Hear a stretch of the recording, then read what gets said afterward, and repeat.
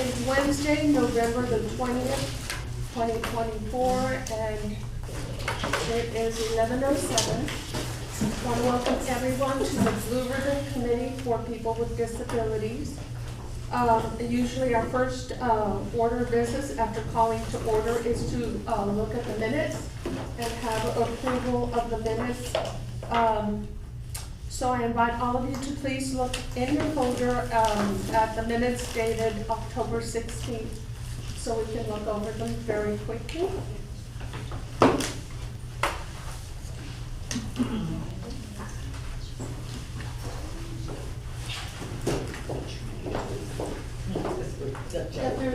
Yes. Since there's no quorum, we would be unable to approve the minutes, but you can go ahead and re-review them, just pending approval until you have quorum. And then we do have some guests that joined us this meeting, so I don't know if you wanted to go ahead and have them introduce themselves. All right.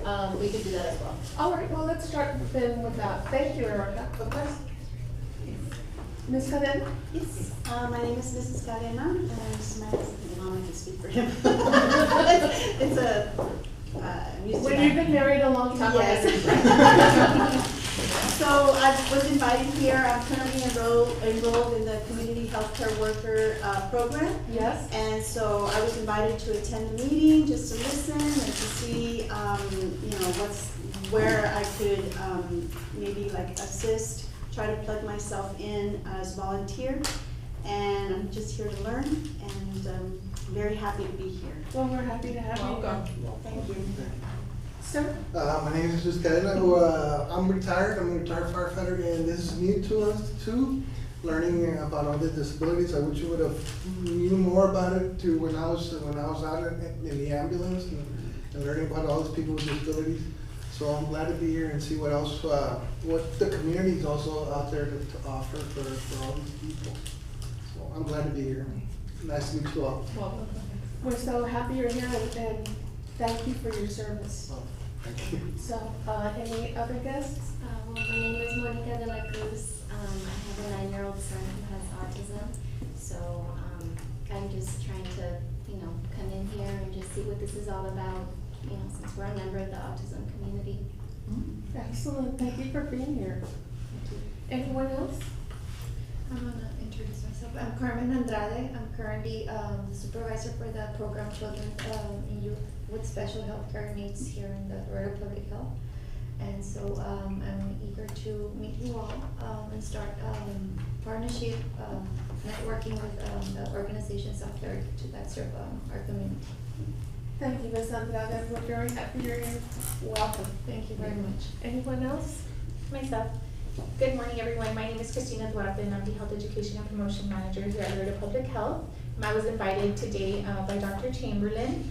I do oversee a couple of grants here, one being the Children and Young Adults with Special Healthcare Needs, but also our newly awarded Alzheimer's grant. And so I'm just happy to be here, and I'm looking forward to working with each and every one of you. Thank you for being here, Ms. Duarte. We're very happy you're working with the health department, especially addressing the prevalence that we have in Laredo is #1, is it, in the state? We're tied with El Paso But to we be have number the 1 in highest Texas. number of people diagnosed with Alzheimer's in Texas, tied with El Paso. El Paso. Yes. So I'm so glad you're here, and I know I need to talk to you after. Yes, If we- absolutely. Okay. Welcome, and thank you for being here. Anyone else? Yes, I'm Ángel Montes. I'm a community health administrator, and I oversee the programs Ms. Crawford was mentioning, and I'm here at your service. I'm glad you're here again, Mr. Lopez. I know I asked you to be here last time. Thank you so much for being with us. Yes, sir? Good afternoon. My name is Marco Antonio Coronado. I'm basically from Chicago, and I'm here to observe the meeting and be part of the group. I have work formula from the Center for Independent Living in Chicago, and I'm trying to work here in Laredo. And I've been here for a while, and I'm overseeing the services with the group disability. So I'm hoping to serve and able to participate and help out with the community, particularly with the deaf and hard to hear community. So I'm happy to be here. And we're looking forward to working with you all. Well, I thank you very much and just happy you're here. Sir, are you a guest here? Yes, I was actually encouraged and to attend and assist Mr. Coronado, you know, and as far as bringing the aspect as a deaf educator for the regional day school program for the deaf here in Laredo, Texas. Oh, very good. Thank you for being here. Is that it? Anyone else? No? Okay, and has anyone else come in to where we have a forum?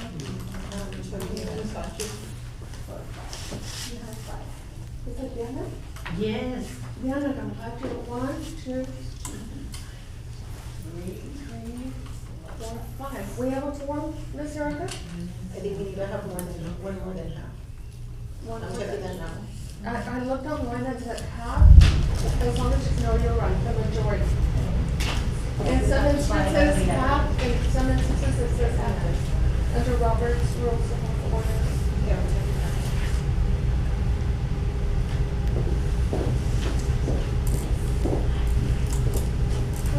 Hi, how are you?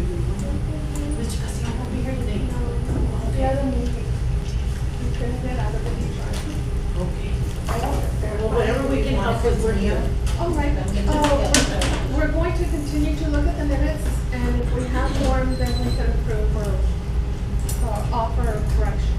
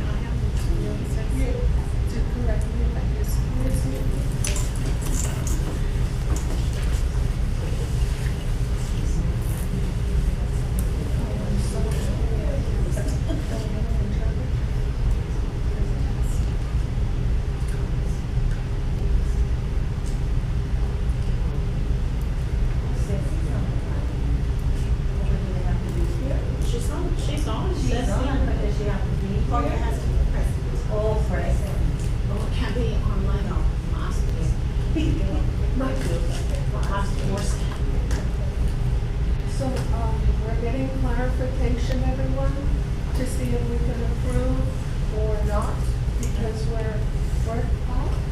And I believe, I read before I got here that in some instances, half is okay.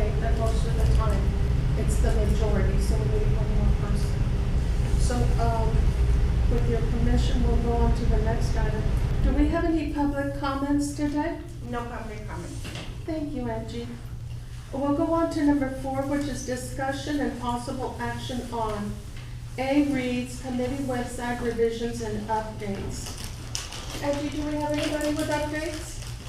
I know they're supposed to be here, but I'm not here at the moment.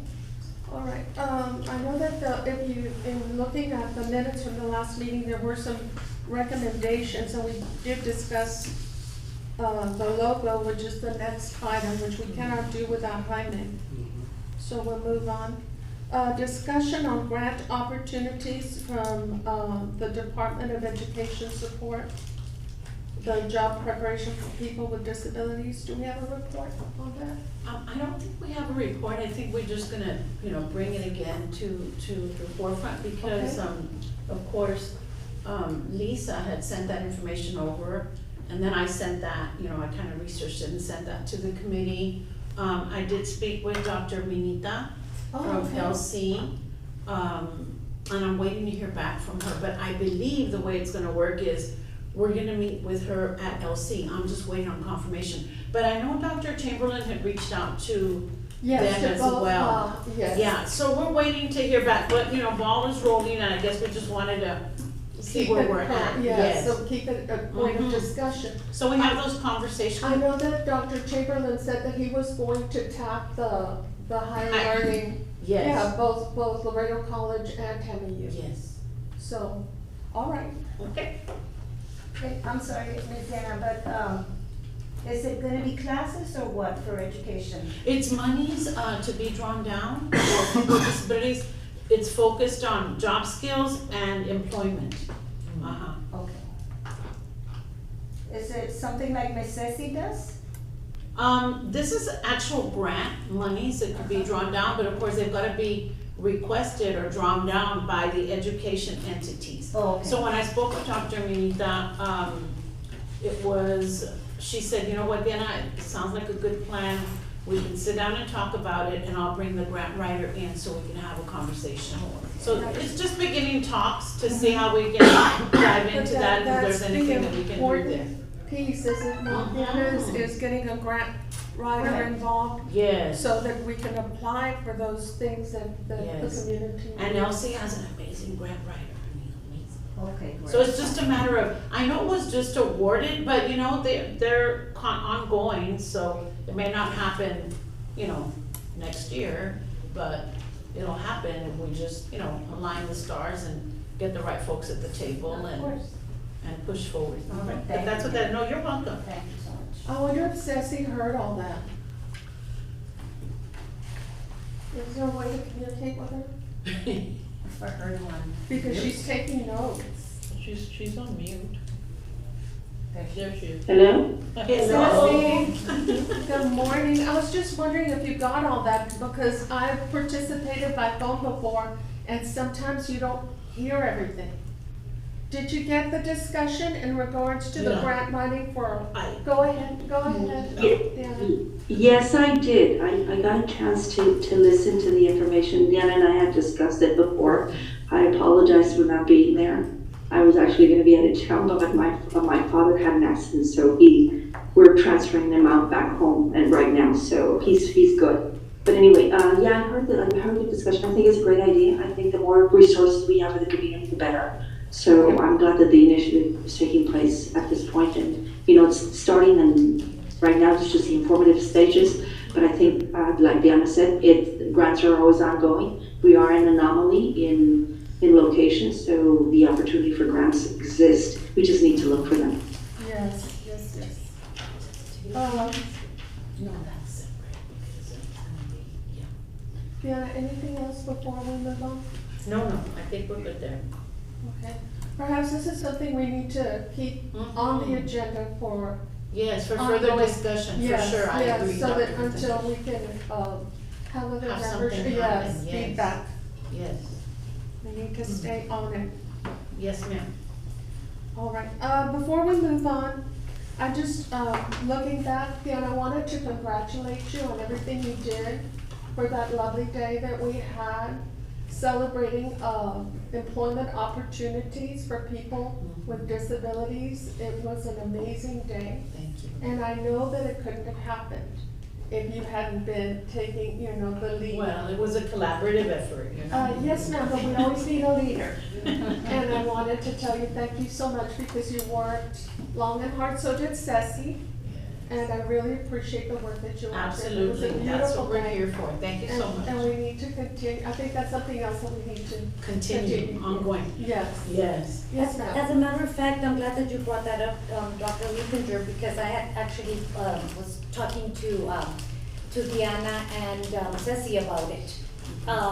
Because, I'm in the employment industry. Yes, ma'am. And so, I have been approached by other, families that are wondering what their children can be doing because they've aged out of the school system. Exactly. And so there's a lot of, going back to right here, where it says that 84% lack of awareness and training. Yes. So I approached them and I said, okay guys, in my humble opinion, Dr. Chamberlain. I just feel that having a symposium once a year is not, I don't wanna say it's not conducive, because I'm sure it was, because like you said, it was a great success.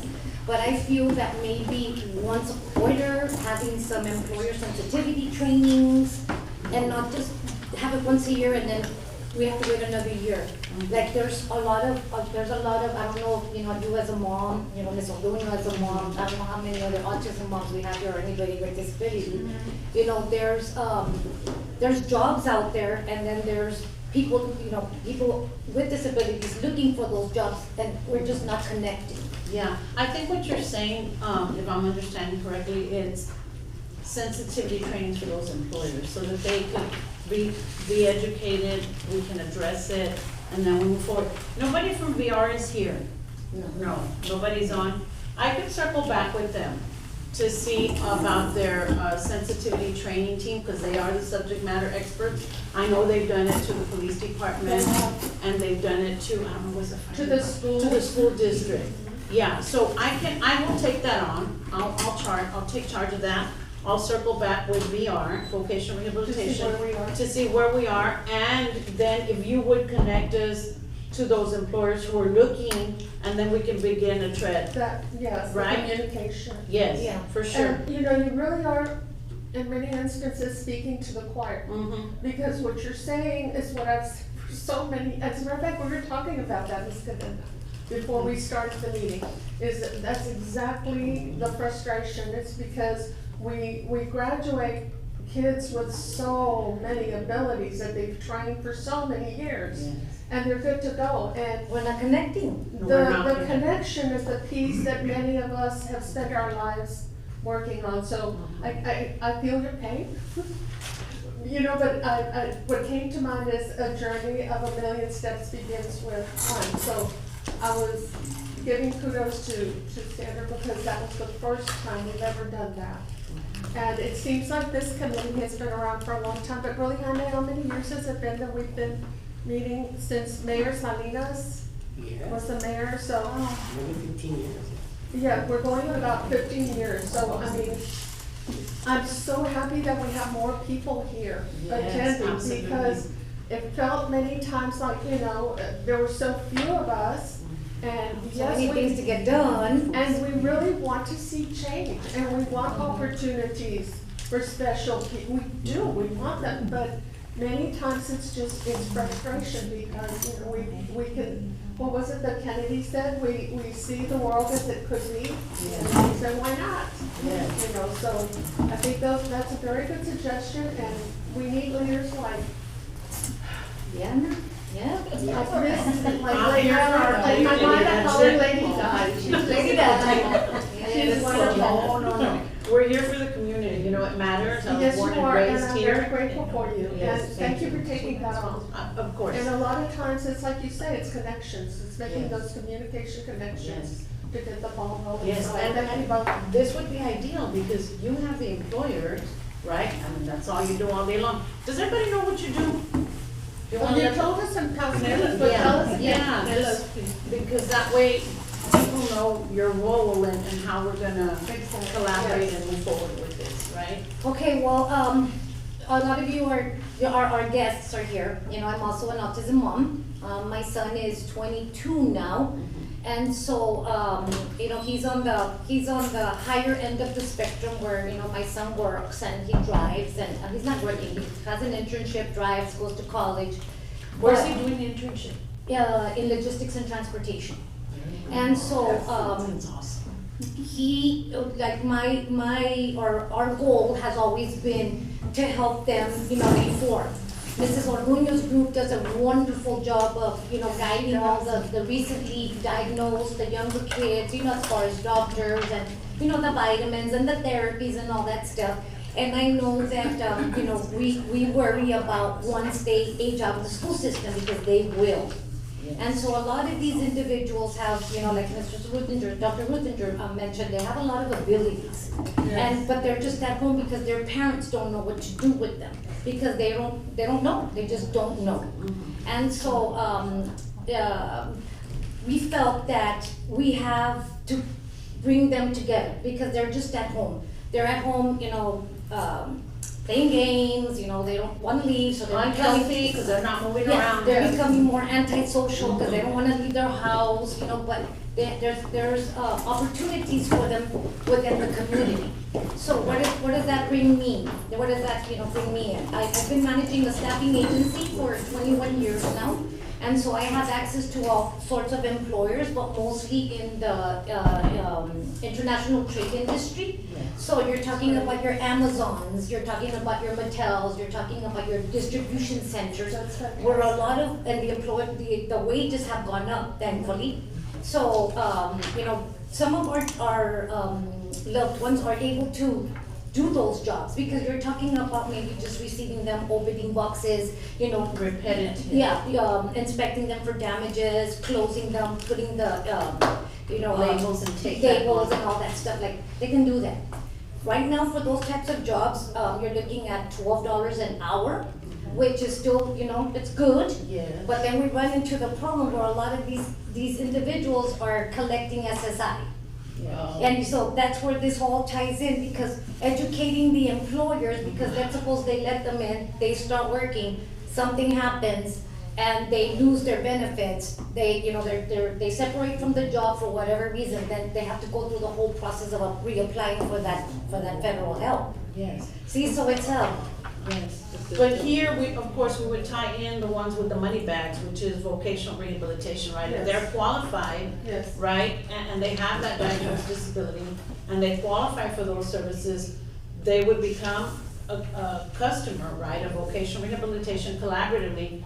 Blue Ribbon Committee, the employers, the sensitivity trainings, we can bring that all together and get something going, And for sure. maybe even empowering those parents so Yes. that they can know that, correct me if I'm wrong, because I know several of our kids that are on the spectrum, they're already working, but they receive also their SSI. Yes. Okay, right, so there's a But certain they've amount got of money. Yeah, but they've got a sliding scale. Okay, So there we go. Yes, VR, they have a sliding scale and they know, well, Jose, you know what?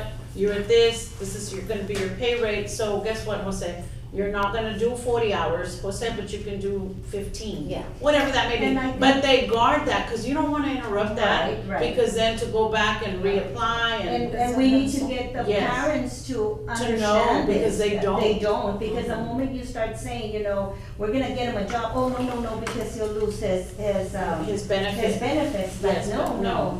there's ways you And, can work and, it and out. part of the sensitivity training, right, will Covers touch that, you know, topic and Right. and reassure the parent that, no, there is a sliding scale, There we and go. they will help you, right, so that you do not go above whatever that income, is, to assure that they don't interrupt that Yeah. benefit. Mhm. It's No, just it's all there, we just need to get out there and help those folks. That's the thing, is all of us together thinking, what can we do to Yes. support, what can we do to see the world the way it should be? Yeah, and maybe the next, you know, once we solidify, give me an opportunity to get with VR and, you know, get the ball rolling. And once we can solidify a day and a time, we can begin an outreach and bring those individuals in front of vocational rehabilitation, the subject matter experts, and then they can have all these questions and and we get going like that, I think that's a good strategic plan One of too. the ways to support your work too, and really all of our work in that regard, is maybe our parents Mhm. can be, part of that subcommittee. Yes. Mhm. It would be great. Yeah, to educate not only the employer, but the parent, Yeah, right? the families. That's- For That's sure. super important. For sure. Yeah. Okay. I see a model where parents, teaching parents, you know, Mhm. as, you know, with the cooperation of the job rehabilitation Yes. piece. Now, of course, we know through vocational rehabilitation, they must be able and willing to work. So we're gonna be able to help everybody? No, No. but we can help a bunch of people with the right resources. Certainly more than now. Yes, for sure. Because you know, having been director of special ed, I saw the frustration of our vocational adjustment coordinators, our VACs. Yes. Because they worked for years with our students, and when they graduated, they had really, solid skills. And it was just so frustrating when those doors did not open for them. So that needs to change. We need to go pound on them. I'll help you. We need to go pound on them. Let's just make it a pound. There's a pounder right there. The more pounders, the better. Yeah, we need more pounders. I see that we got a copy of, Yes. yes, sir. I'd like to make a comment regarding during the discussion. I think it was very important what you guys discussed, and I think we all need to overview that situation. What I see is that I think it's what involved the school, the our workforce, in talking about understanding that situation, how the people provided the services. Now, the way I see it is the transition. The transition starts from elementary school, Yes. where the parents should be aware about the services that being provided for their children or for themselves and for the family. That's where I see, since I've been involved in the transition committee, lack of information, lack of services, lack of providing issues. And it's a very sensitive situation because it all depends on the culture, the language, and so forth. During the discussion, we talk about what can this committee do? What the statement of this service that we hear? I know you're gonna discuss it, bring it up, or who's gonna motion what?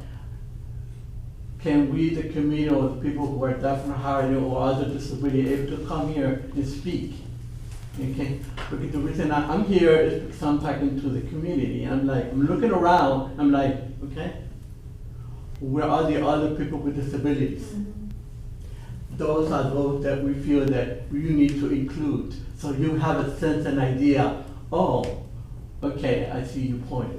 Make them understand their situation as well as the family. I want to build on that, and I understand what you're saying.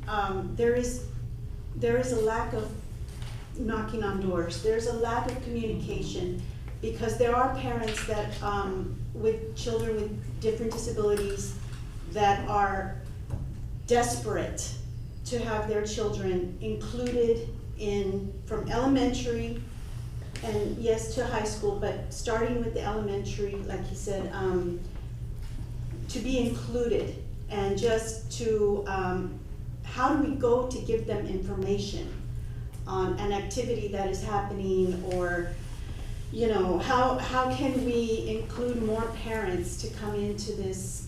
Yeah, to the fold. Yes. Yeah. May I interject for a moment? Yes. Mr. Bernal, by the way, Mr. Bernal, it's good to hear that you're part of this committee. Thank you so much for your insight.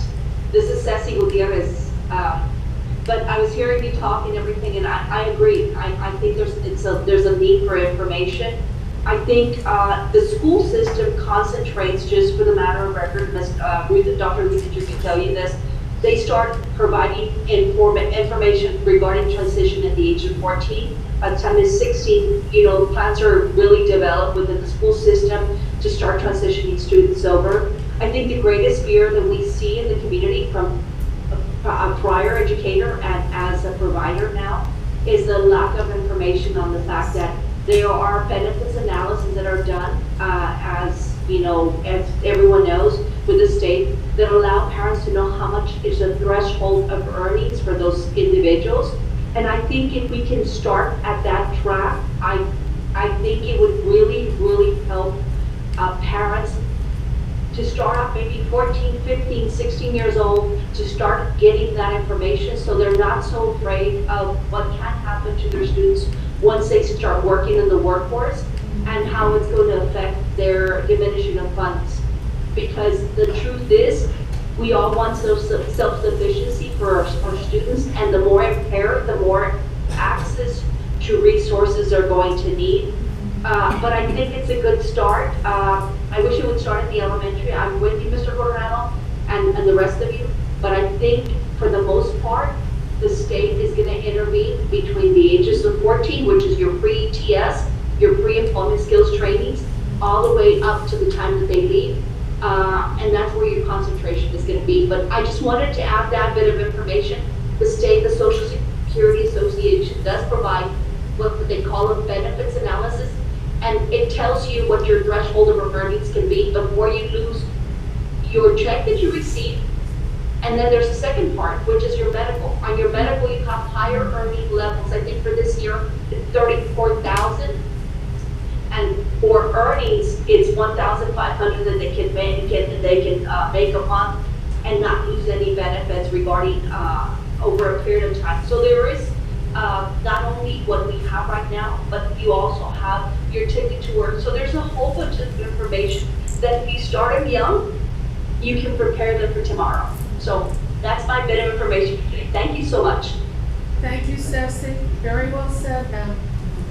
And Ceci's one that has a wealth of information because that's what she does. Yes, sir? To add on that, Ms. Ceci Gutierrez, Joe Mendoza from Figueroa High School. Well, I've been involved in deaf education for close to 29 years, and I work with, your elementary, you transition to the middle school transitions to the high school. Once they're in the high school, it's my job, and this is the last, where I'm going to have them. And I work with transition. I've worked with Ms. Ceci before, and one issue, and the reason that I'm here is that not an issue, but one comment that I wanted to make. Any information that you have as far as transition, feel free to contact me. I'll give you guys and I can start working with the students at the high school. As of now, we do talk about transition once. There's actually since 8th grade, but at 9th grade, I go ahead and contact Vail. I contact Valley Association of Independent Living, Texas Workforce Solutions, and the way I think of it is as a relay race. We meet up ever since they're freshmen, and they carry a baton so that when they graduate, they're ready for the transition process. Unfortunately, like Ms. Sanchez was saying, we are a low-income community. Some communities are low-income, and the SSI check does come into play. Yes, sir. So once they are ready to work, that's one of the first things they ask for is the disability check that I get. They don't want to lose it, of course. They don't want to lose it, and I understand that. But any information that you have about, or you want to go visit and my classroom and give any presentations as it comes to services for people with disabilities, my doors are open there at Figueroa High School. Thank you. Let me ask you, Mr. Mendoza, do any of the kids graduate with any of the certificates? Yes, ma'am. Okay. We actually have we have students graduating. I have one right now that's going to graduate as a certified welder. Through CTM, Mr. Roger Garcia set that all up. He makes sure that all our students are included. I have one student as an intern this past summer, and one of the things that came to mind at first, because she got paid, the first thing that came, the first topic was is my SSI gonna be affected? Yes. And no, like you mentioned, it wasn't affected. There's a certain hours that they can work. And also, Ms. Gutierrez, when would go to my classroom and give presentations, you know, she would also make it clear that, you know, their SSI check does get taken into consideration. But no, I have students graduating as far as with welding certificates, Right. HVAC certificates. Now, would they hit a bump in the road is when they graduate, they have that certificate, they attend LC or they attend, the need for interpreters is dire here in the Yes. region. Oh, yes. You know, it's hard to find, but with, you make enough noise, you know, as the deaf community, we could probably change that. you So know? what we're talking about is LISD, I don't know about United, but I know LISD now, we have the CCMR program, United does too, but, what is going on now is more and more of our kids are getting pushed into taking dual enrollment, into graduating with certificates. Very good. So they're already going out there into the community and they can start their own business or they can join the workforce. So that's what I was asking, because we don't wanna discriminate and say, well, we're not gonna take the special needs people. And that's one of the things that I have going on the board, right? It's like, how many? And they always have to give me numbers, how many graduated, how many? That's right. Yes, I want numbers, it's like, how many are, and then after they give me numbers, how many are actually, they graduated with their certificate, but how many of them actually are employed? Obtained. And now you're telling me, we have this bump on the road that we can easily, you know, remedy, but that's what's going on in LISD. So more and more of our kids are graduating with their certificates, and that's awesome. Okay, so they're getting there, we're Thank you getting for there. asking for the numbers. Yeah, I always do, I'm data That- driven. But you know, that's what it takes. The follow. Yeah. Yes. Addition to that, you just comment, I think it's also to recognize that once, they got certified, they graduate, they're able to do the work, they're being trained, but who's gonna hire them? That's right. Those where we need to outreach them, because they need to be informed, they need to be, there's some knowledge in working with people with disabilities. Yeah. That's the issue where, the workforce, the ours, not able to reach out there because they're overwhelmed. I mean, I see their cases and you get burned out. And that's why I feel that once a year, having a symposium once a year to, bring these trainings is not enough. I don't know if once a quarter is too much, I don't know, we need to gauge, we need data so that we can, formulate a strategy and see how we're gonna push it out there. You know what I mean? 'Cause we can't just do it without a strategic plan. That's right. Would you be able to work with volunteers, parent volunteers maybe, that can get you the information and Oh. just knock on doors? That's what we and- do. Yeah, the more the Yes. merrier, because like she says, it takes a village, because like she says, she's happy that more and more people, I'm new to the committee as well, so it's nice to see more people involved. It is, because it's gonna take a lot of us to get this done. Yeah, and there's a lot of brain power over here with Yes. everything that you All the all way do. around. Yeah, and you're in it, Mr. Mendoza, you've been doing it a long time. And an amazing job with the kids. And we do have a large deaf population. We do, and let it. If I may chime in, and forgive me for my ignorance, has there never been a high school program so that way we can cultivate and organically grow interpreters at the high school level to start teaching sign to our students to retain that talent here? Well, see, Aroa High School is the only high school, the first high school, or the only high Yeah, school the only. there that we do have an ASL teacher. The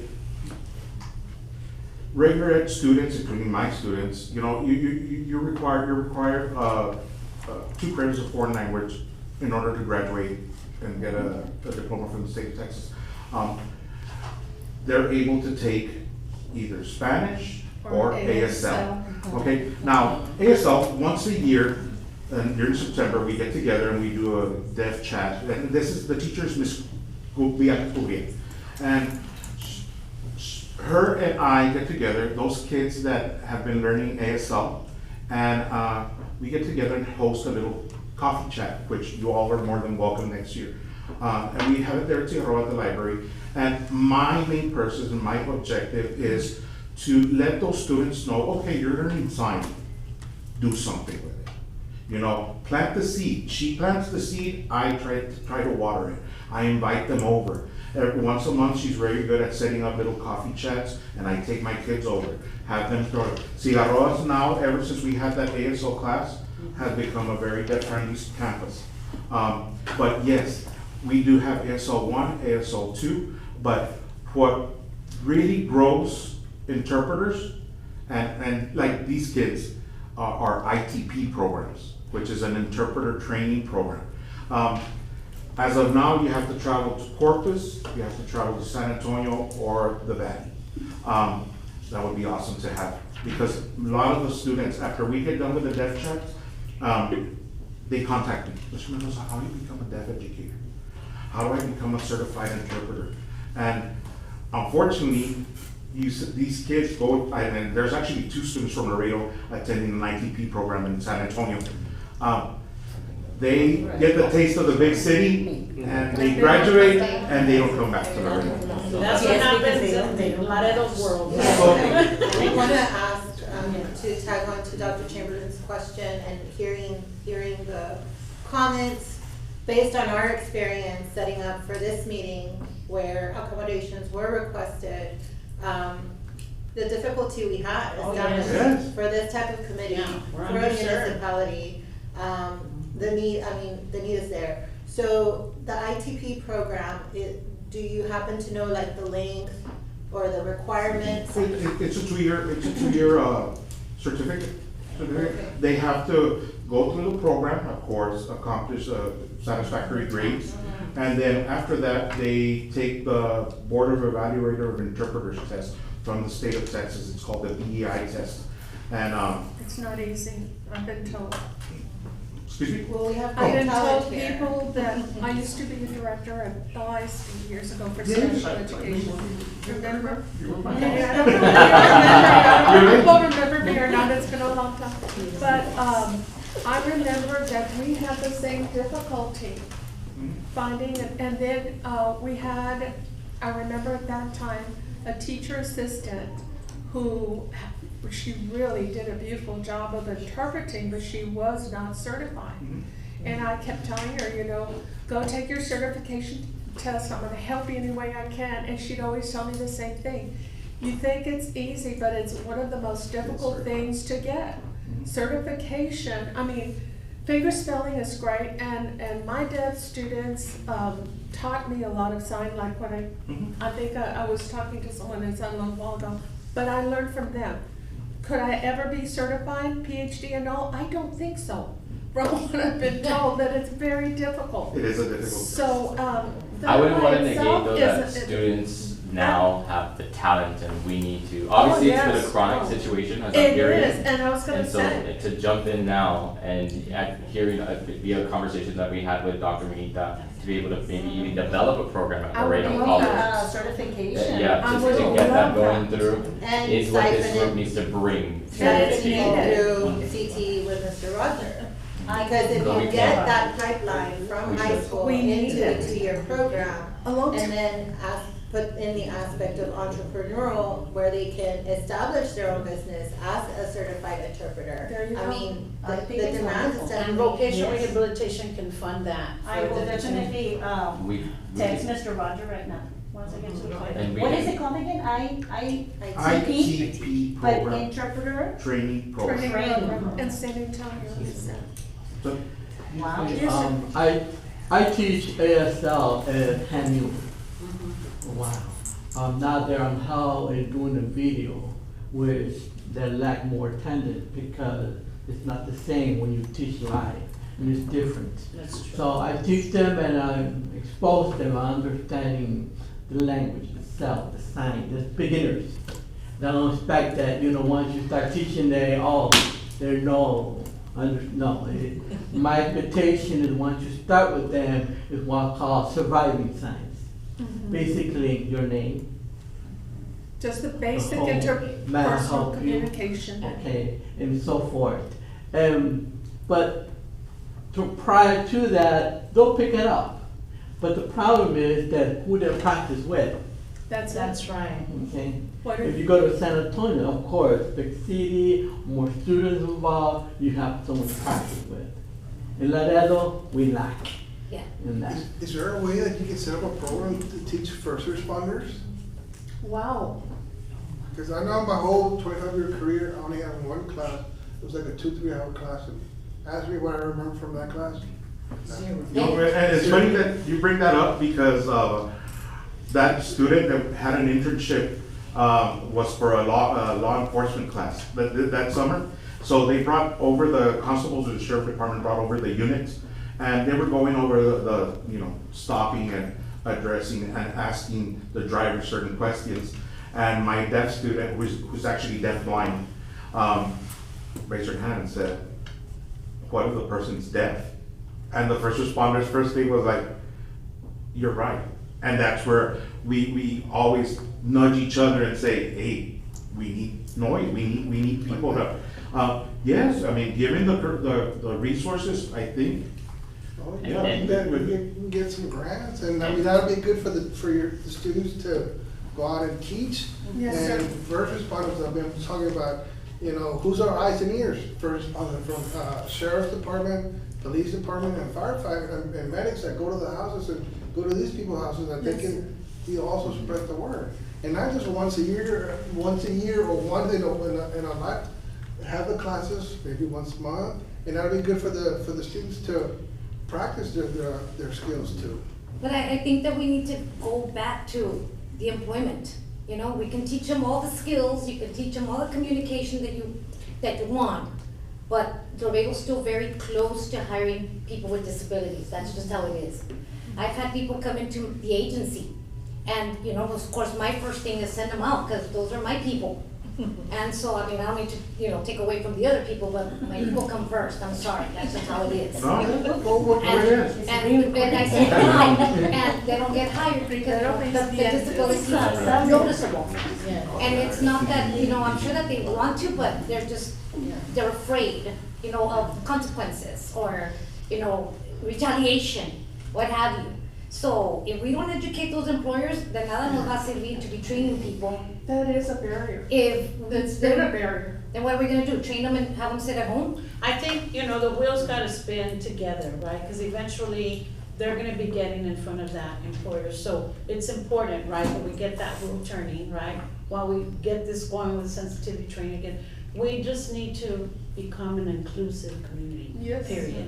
Period. I mean, that's what we're after. And while we can't take any action today because we do not have fiscal quorum, Yes, this is good discussion because this is why the committee is here. that's right. And I'm not challenging the committee, but definitely you all have the forum to go to city council. We can put an item on the agenda and we can discuss, especially this situation regarding the emergency teams that are, responding in the community, to challenge city council, to challenge the police and fire chiefs to incorporate that into their training, but that would come as a directive from council, from the recommendation of this committee. But those are the actions we need to take. We can also invite Laredo College to come to the next meeting, to be present, to hear this conversation a little bit more in depth. So that way we can start turning these gears, as you were mentioning. So unfortunately, we can't take any action, but we have some plans that can help drive 2025 to be even more successful off of the success that we have been seeing in the last couple of years with BRC driving that change for a more inclusive Laredo. With the autism community out there, we already have the partnership with the Laredo Police Department. Yes. And we already have the partnership with with Laredo Fire Department and also with LC, with those kids that are gonna be training to be medical first responders. So we already have our foot in there, so let's just get all of us in there. Power. Just a foot. Okay? So yeah. I think what we learned from this today is, our focus is one disability or the other, but we need to just be very broad. Everybody, we've got to include everybody. Everyone. And of course, this subject comes up at different times, right? But we need to train ourselves to include everybody at every initiative that we're doing. And this is a big deal because we are a very medically underserved community, and with the interpreters, And the employers. they've got to come from San Antonio, you know? So by the time you plan, and it's costly, who has money for that? It's extremely costly. Yes. So anyway, good discussion. Yes. Great discussion. On the note of interpreters, well, actually, let me say no. Dr. Chamberlain did make mention about quorum, Vice Chair. 6 members have to be physically present for us to establish. So we don't have. Correct. It's just fine, we're good. It's in our first rodeo, we'll just keep going. What's that say? Keep going. What did you say? For quorum, for members to establish quorum for the committee, they need the majority, and that would be 6 out of the 10 members physically present. And today we only have 5. 5, We correct. only have 5 actual members. Well, we have more virtually, but But you she's can't not include here. them virtually.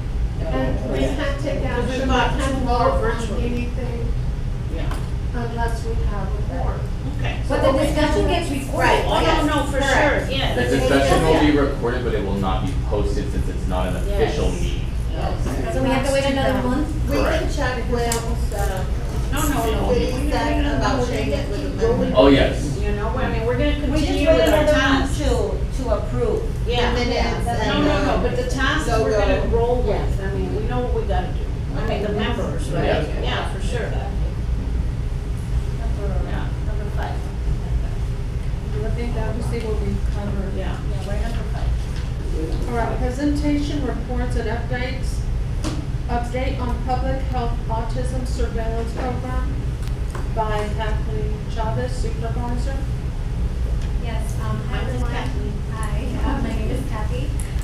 Since we do have a couple of members, I did want to explain the program a little bit. But we are on the Autism and Developmental Disabilities Monitoring Network. We are funded by the Centers for Disease Control and Prevention, so the CDC. This program has been going on since 2000. And recently, the city of Laredo was awarded the grant and was part of the 5 new sites that we added to our network.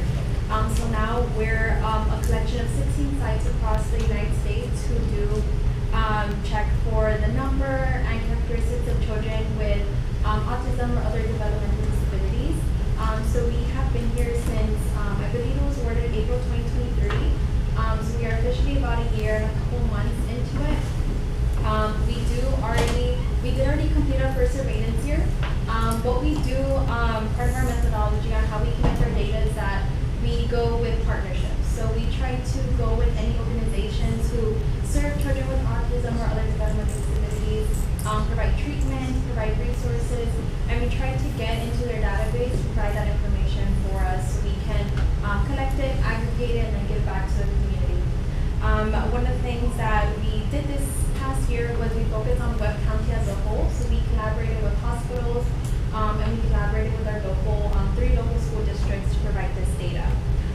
From here, we hope to give this back to the community in March of 2025 in a community report and also publish our findings as well. But we do hope that this information does help educate and also just help understand the target need for our area.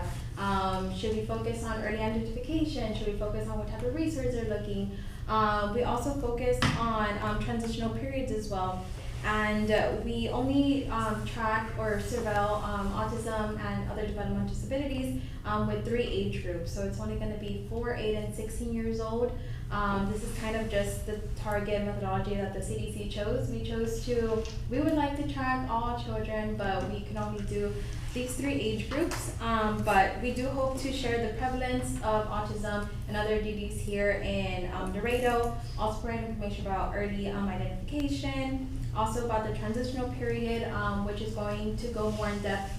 This current period that we are doing is going to be more in depth with 16-year-olds just because this previous year we didn't have a team lead in the CDC, but we do hope to provide that data to you guys as well. But hopefully this information informs, hopefully this committee on where we should go forward next with this group. Also gives information to policymakers as well, and just kind of have, be data driven, as you mentioned. We pretty much don't have a baseline for the prevalence here in Laredo, so we hope that this does inform a lot of us. But from our report, as I mentioned, we're developing the community report that's going to be shared in March 2025. We already have had some talks about how we're going to share this news with the community. So we will be pushing that information out hopefully soon, so that could kind of plan ahead with all of our organizations together. And apart from that, we are working on not only giving it to the community, but also giving it back to the scientific community as well, just because we are located in a very border town. So this is a very unique city compared to the ones that are part of the network. We are about 96% Hispanic, and the other sites are about only 20% to 15% Hispanic. So we are going to give a lot of good insights to the CDC in regards to where should funding go and maybe any barriers that Hispanics face here. So I hope that this data does help. So we're very excited to share it in March. I have a question. Yes. So you said 16-year-olds. Yes. What's that number? Well, I can't share it yet, unfortunately. Yes, that's what I wanna see. Those are gonna be adults soon, that are gonna be in the workforce soon. Yes. So I just wanted to get a baseline. Yeah, we'll definitely share it at that time. Right now we are embargoed, so we can't share anything just within Give us a hint. our Yes, Sign language. Yeah, give us a hint. But when we're talking about 6-year-olds, we do delve into their evaluations, any psychological notes they have, IEPs as well, and anything that's in their file we collect, and we paint a bigger picture of what this individual is receiving and what their need is. Because we partner, as I mentioned, with school districts and hospitals, so that within itself paints a big picture about what this individual is going through and what needs they're doing. But apart from that, I know I mentioned last time that we are going to focus on doing a needs assessment in Laredo, so we'll be pushing that out hopefully soon. We just transitioned to a new survey platform, so we'll be sharing that soon. And I know you mentioned last time, like, what is this data going to give in the end? So I was able to research what Pennsylvania, what happened afterwards, and they were able to show a report that I have here, basically just like an autism report here. But not only that, but it told them exactly where to target. So it gave them the top 3 service needs. In Pennsylvania, they were looking at social skills training, speech language therapy, occupational therapy, and this can definitely give back information and be like, here's where we need to target. Apart from the services, we also talk about employment in our needs assessment too. So here we can even find the top 3 challenges to finding a job. In Pennsylvania, for them, it's finding employment opportunities, obtaining interviews, and even the interviewing process. Yes. So these are kind of the needs that we'll be able to see. Sounds familiar? Mm-hmm. Yeah. And then also, not only that, but I know we were talking about policing and stuff, and we also have an area about the justice system. So we can also talk about how many individuals have become in the justice system. Have they ever had the police called? Have they ever been arrested? Have they ever been charged? Served time in jail? So it's definitely going to show some This part areas is very important to have discussions about Yes. that because we're very concerned, if I may, if we all want to jump in, that sometimes people with disabilities, we may not be understood by first responders. They may think that I'm not being compliant. And that's not it at all. Yes. And that's one thing that we discussed before, and then you helped us at the time getting the services, the educational services to the police department, I believe that you spearheaded that. Yeah, in order to do the training so that they could be more aware of what these different disabilities, how they might manifest, so they might not be misinterpreted. The most important part of that, and you mentioned it, is when they get arrested, the procedure that is followed is the same procedure for everybody else. And I'm telling you because some of our younger adults have been arrested here in Laredo, and we do have in the Laredo Police Department a mental health unit, and because that officer intervened, this young man, these 2 young men were okay with it. But if there wasn't anything there, Yes. they were gonna be put in regular pop, okay? And that's another thing that maybe this committee can look into. Definitely train, the police officers are basically trained, but train everybody else in the justice system of how they're going to be arraigning them. We don't want any special situations, but maybe just put them in a room by themselves and not in general population with everybody else, because our kids, or these two children, these two adults, I mean, they had no idea what was going on. It's not appropriate No. to put a, And I tell you, because when they were released, after making bail and all of that, mom sends me pictures and they're smiling, there's no clue what was going on, no clue. Exactly. And that's just sad, very, very sad. It is very unfortunate, and I'm glad you did bring that up because, did you want to mention something? Well, additional to that, I think it's important, the Laredo Police Department do have now, since 2 years, mental health program. Yes, unit, yes, they do. What I think is very important to me Yes. at the time, because when I was teaching ASL, I had officers come and learn ASL. But then I questioned the service they provided and do they have to help, unit that they can go understand, communicate for those individuals. And no, so I was like, they need that. So we finally have that, which I think is very important. Yes. But at the same time, that unit, how many staff, 1, 2, could be, as well as the department, fire department. They can, understand people with disability, but how do you handle that? You want to have that one unit, one person, 2 persons, then yeah, but you can't have that person be one here in South Laredo. You have to be, Main Street, where it's just like, it's impossible. So, yeah, I mean, we at the community were able to work with the department how to outreach them and make them understand how you're able to communicate, how you serve them. Like you in the unit, the mental health unit, I asked, do you provide training to the other officers to be aware and understand how to deal with a person with disability, how to deal with a person who is deaf, how you deal with a person who has CP, how you deal with a person who, a variety of autism. See, you deal with a person with autistic, it's a different story. If you're involved in that, in that part of the community, it's not like one disability focus on one. Oh no, it's a variety. Yeah. See, so there's something to see that I'm able to understand, and what it is awareness. Provide that awareness and recognize that. Okay, I have dealt with people who are wheelchair, and there's a fire drill.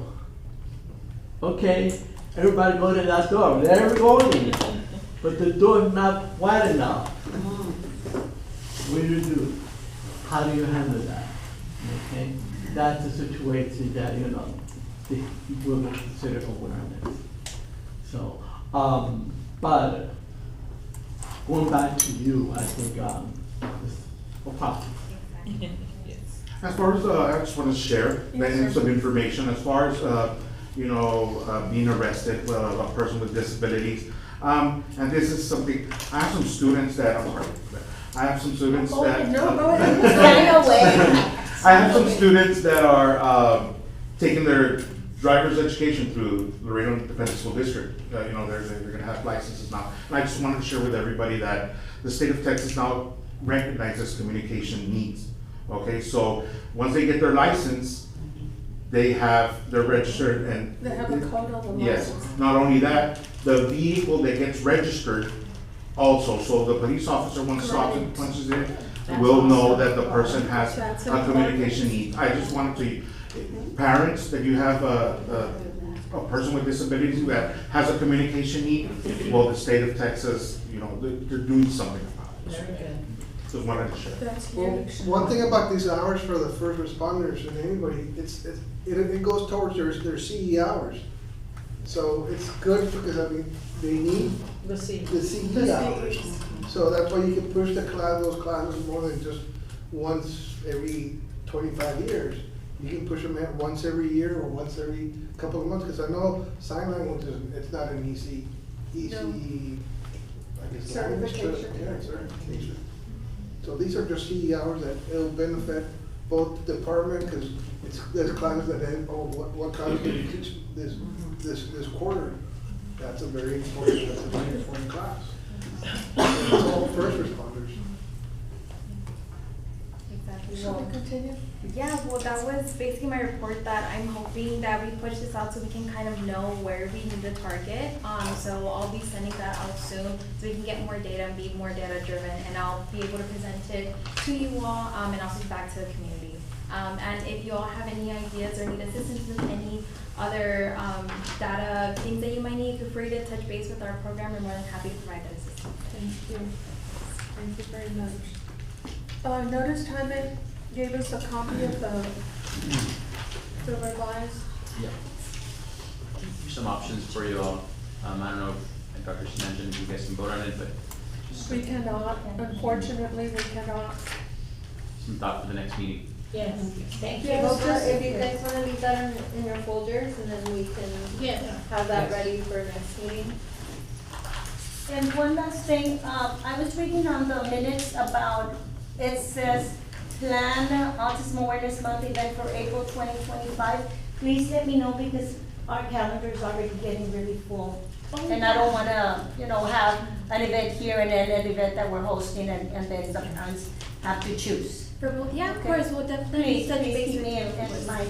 And then the last thing, and I completely forgot, we had an event with the Laredo Police Department where we gave out stickers along with the mental health department for the Laredo Police Department and our organization. And this sticker goes in the car, and it says, person with autism or disability in the vehicle may not respond to verbal command. Thank you. Okay, and we have them there. I mean, we still have plenty, we're still getting them out to the parents, but it's not just autism, it's or any or disability, okay?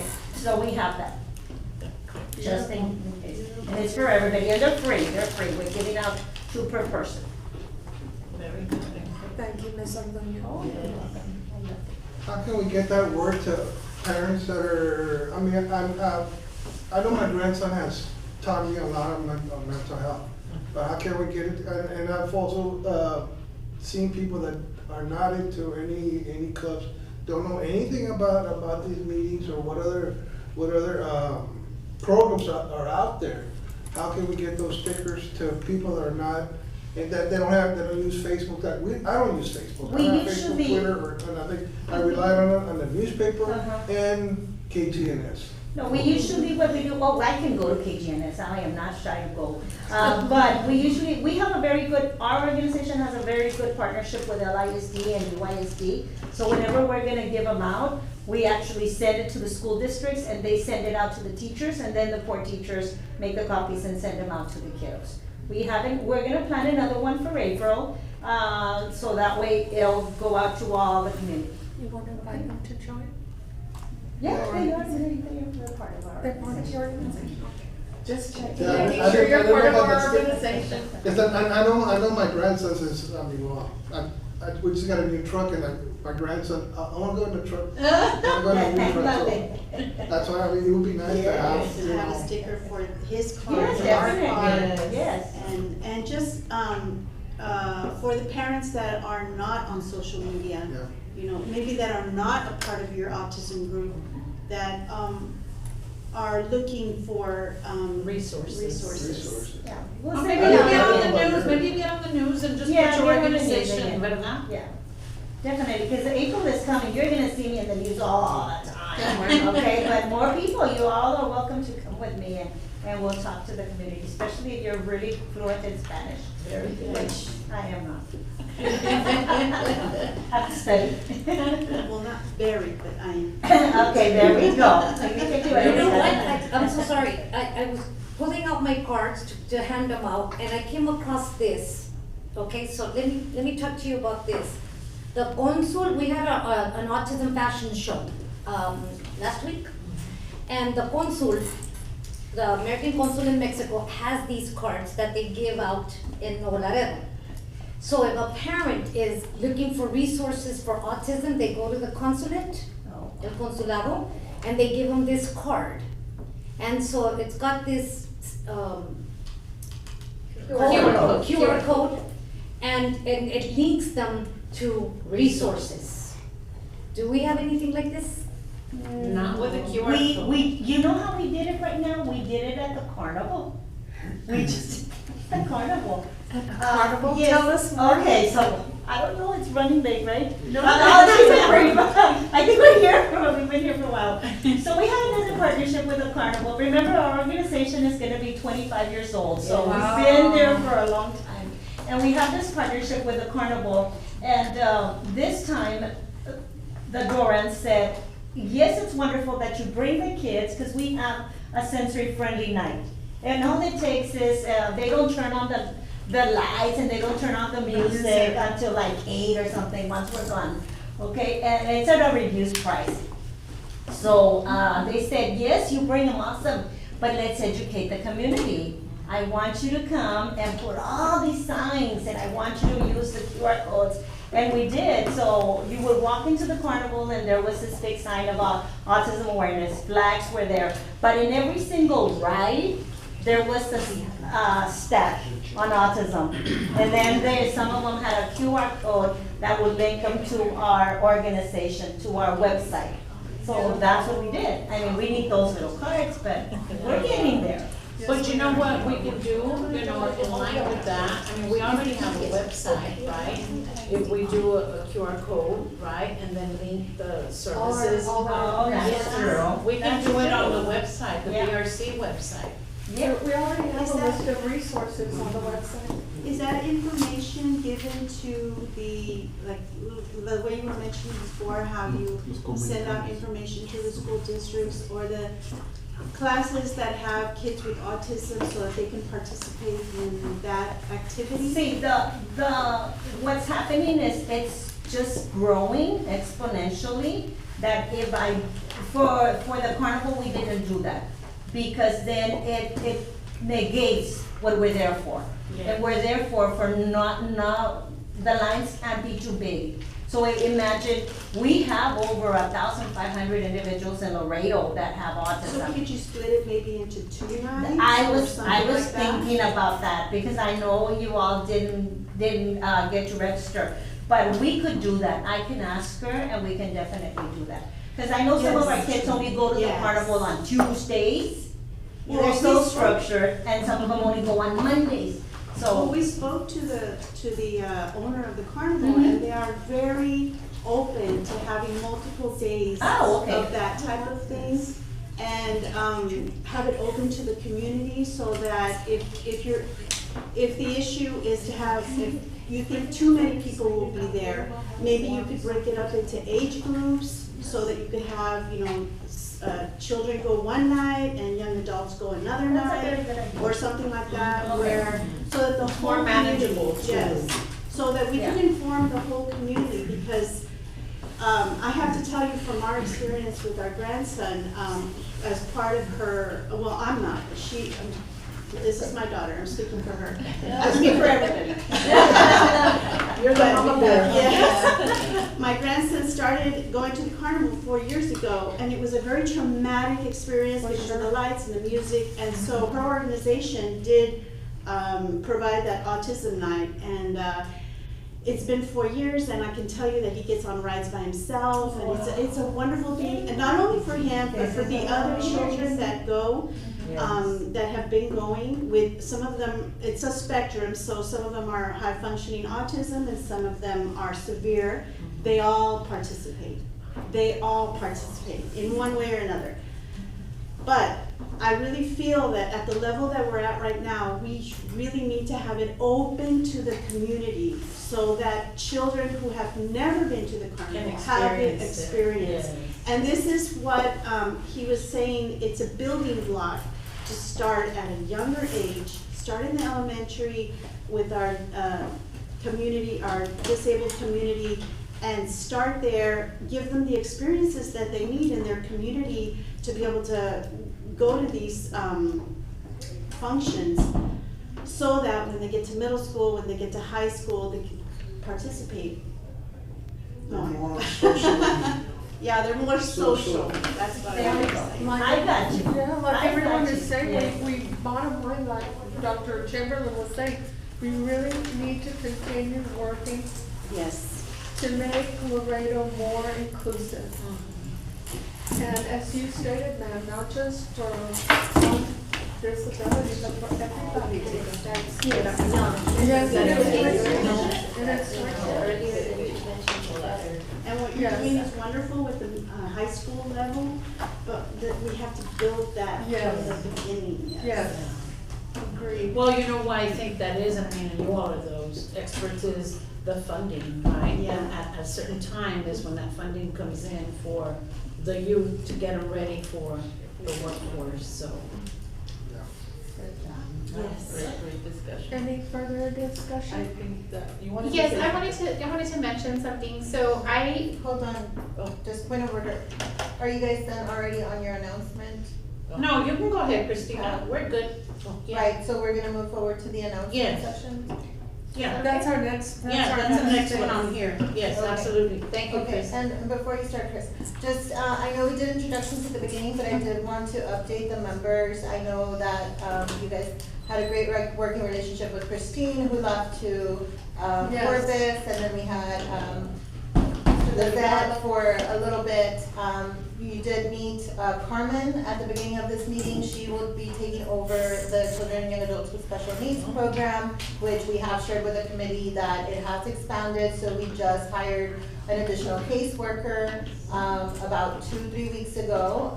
She's hitting the ground running. She has a lot of experience with case management, picking up a lot of the projects that we're, looking at with Christine, with the sensory rooms and a lot of other great ideas, so we're very excited. In addition to that, I did want to share that we did do a little bit of restructuring, so the program will now be overseen by Ms. Duarte and Mr. Angel, who you've met at the beginning of this meeting as well, in line with our community health and outreach and promotion efforts. So just wanted to give the committee a quick update, and then segue, of course, as part of the other programs that Ms. Duarte oversees, she'll go ahead and give you an update. thank you so much, Ms. Erica. If you want to just briefly mention about the pláticas that we're going to be having. Yes, we're, like Ms. Erica mentioned, I'm continuing with the sensory room, hopefully to be completed soon, Laredo Public Library. And another announcement is that we partnership with Texas A&M and Texas Council for Developmental Disabilities. We've scheduled hosting a meeting with them December 4. They will be coming from the valley here to Laredo and offer more called Pláticas, and they're inviting community members, families, also agencies, just because of the linguistic barriers that many of these families have. So this is the form that we created, and a QR code also here just to pre-register to know how many people will be attending, and I'll pass this one out at the end. Thank you. So, and if you can send it to Angie to Sure. send to the committee electronically, that would be great. Thank you. That Ms. Sassy just wanted me to remind everybody of Night to Shine, February Oh, 7th, yes. 2025. It's an awesome event. Friday Yes, before. yes. We will be there. Yeah, so she's When did she saying, say hey, better before? It's Friday before. Valentine's, don't So forget. that we're not gonna forget It's a prom Yeah. that they do for individuals with disabilities. It's part of the Tim Tebow Foundation. And a church draws down that grant. And I think their church has had it, Reverend Gutierrez, for the last 7 years. Amazing. All out. So put on your calendar. Night to Shine? Yes, it'll be at the barn. It'll be at the barn. February 7th, Yes, 2025. yes. I'm telling you, she gets. She never saw what? ¿Qué pasó? So I'm going to just steal 5 minutes of y'all's time. Sorry, Chris, go ahead. It's okay. There's one thing you have the floor. Thank you, I'm so sorry. So we did receive the the funding, as mentioned before, for the Alzheimer's disease and related dementias grant. We are working on a community needs assessment. And so we do have a beautiful survey here today alongside a $25 gift card for those that do complete it. And so if you please would wish to support us in we're trying to get over 500 surveys and we're almost at our target, so. You know what, if I may, I attended the event yesterday at because I'm part of the Alzheimer's Walk Committee. And of course, we're invited by Laredo Health, Public Health. It was an amazing event. The people who needed to be there were there. And it was really, really good. The talks were so good, the questions that they had. You know, I don't know if you all know, but Laredo and El Paso are tied for #1 in the US for Alzheimer's cases. We were discussing that at the So beginning. it's amazing that, you know, you all were able to draw down those monies, and we're excited, and at the table, whatever we can do, but great job. That was really, really good. Yes. Thank you. And we're very excited, you do hear Kathy and Mr. Epic talking about, you know, surveys and needs assessments that we need to do with the community, a certain target number. Please, I encourage you, this is part of it. We do all surveys, we do all We surveys. bring down the funding, but the Yes. way to sustain programs, the way to bring in additional resources is based on the information that we're able to capture Sure. very early on with these new awards. We're Yes. very excited, we will be hiring for a supervisor for that project as well, it's currently posted. Much The needed. work, you know, again, we hit ground running with the work that needs to be done, so I do encourage you to complete it, share with your family and friends so we can hit that target number. There'll be roles, it'll say community organization, healthcare provider, a patient, a caregiver, you know, you can, answer it to, again, what's tailored to you. Ms. Norton, may I ask a question? Yes, of course. If there's someone in your family who has passed away and had Alzheimer's, that information is not what you're looking for? No, that's that, if you were a caregiver and you provided support in Yes, such as way, a then so I'm you included, okay. would be able to do it as a caregiver. Yes. Or a community organization, we have different, surveys tailored Okay. to. So if you wanna go ahead and scan it, I will. and then at the end, once you're done, just show it to me and I'll go ahead and give you your gift card. You just open up your camera. Okay, committee. Okay, ma'am, before you adjourn, Dr. Rivera, maybe for next time on the agenda, an update on the health department and their, what they're doing for the special needs community. They were here 3 months ago, I believe. The health The department. parks. The Parks and Rec. Yes, Parks and Oh, Rec. Parks and Rec. Parks and Rec, yes. Say Parks and Rec. Parks and Rec, yes. We need a follow-up. Erica gave me a look like. Like, did I miss something?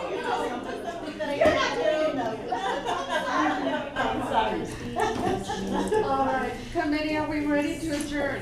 Yes, All right, ma'am. I will. Yeah. And do we have I a can second? second, I can second, yeah. I wonder if Ceci got that. Sir. I want to thank our interpreter virtually, thank you for being with us. And thank you everyone who attended, I hope that you'll come back.